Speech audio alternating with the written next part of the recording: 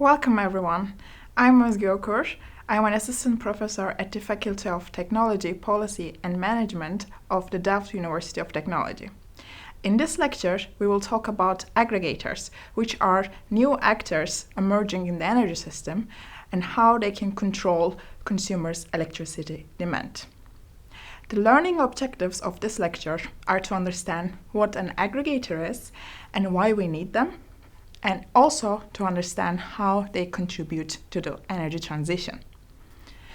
In the transition towards low-carbon energy systems, the increasing share of renewable energy sources requires more flexibility to deal with the uncertain and variable characteristics of renewables. These characteristics might create moments where the electricity demand cannot be satisfied by the electricity generation, which may seriously threaten the operation of the energy system. So the flexibility to help with this can be offered by consumers or by prosumers by changing, shifting, or reducing their electricity demand when needed. Aggregators are considered essential to obtain the flexibility from consumers. Basically, aggregators can gather a group of consumers, especially residential consumers, and can control these consumers' appliances, energy storage technologies, and electric vehicles in order to change their electricity demand. Aggregators can also participate in different electricity markets on behalf of these consumers and can facilitate their access to these markets. For this reason, aggregators can act as mediators between consumers and electricity markets. As I mentioned earlier, aggregators are new actors in the energy system. So some of the already existing actors, such as retailers, can become an aggregator. However, an independent company not associated with an existing actor can also become an aggregator. An important question to raise regarding aggregators is why we need them in the energy system. And we can answer this question from two different perspectives. Firstly, from the consumer's perspective. Consumers receive a financial compensation from aggregators for agreeing to have their electricity demand controlled. Also, research shows that consumers are not highly interested in actively managing their electricity demand. Aggregators can offer automated solutions to get consumers' flexibility without significantly affecting their comfort at home. Besides, aggregators are also expected to strengthen consumers' position in the energy transition by providing them access to certain markets which otherwise they would not be able to participate individually. The second perspective would be from the energy system's perspective.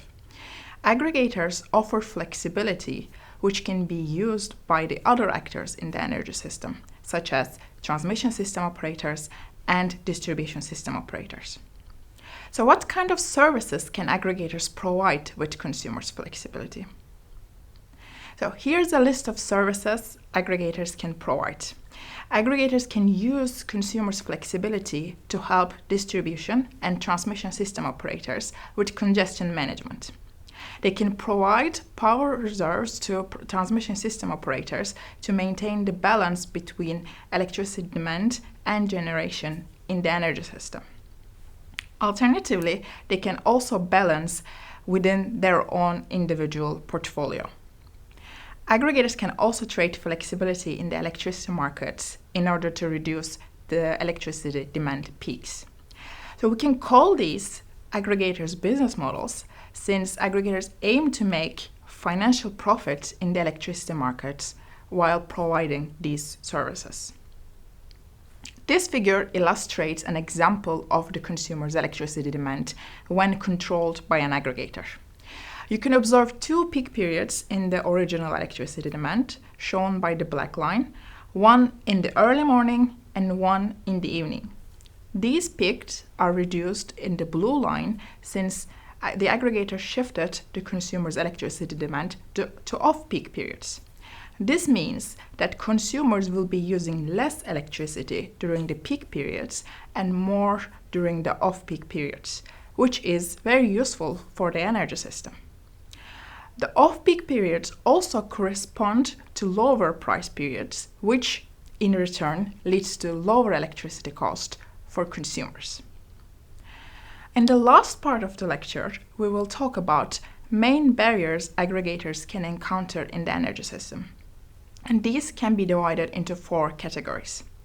Financial barriers indicate that consumers and aggregators are willing to work together in a business model only when it's financially beneficial to both of them, which research shows can be challenging to achieve, unfortunately. Secondly, social barriers are mainly related to consumers' behavior and preferences. For instance, some consumers might be less willing to engage in aggregators' business models due to privacy reasons, lack of control, lack of awareness, or simply financial reasons. Thirdly, aggregators' business models depend on certain technical requirements, such as availability of smart meters and appropriate communication infrastructure. Lastly, aggregators can also face regulatory barriers that concern electricity market regulations.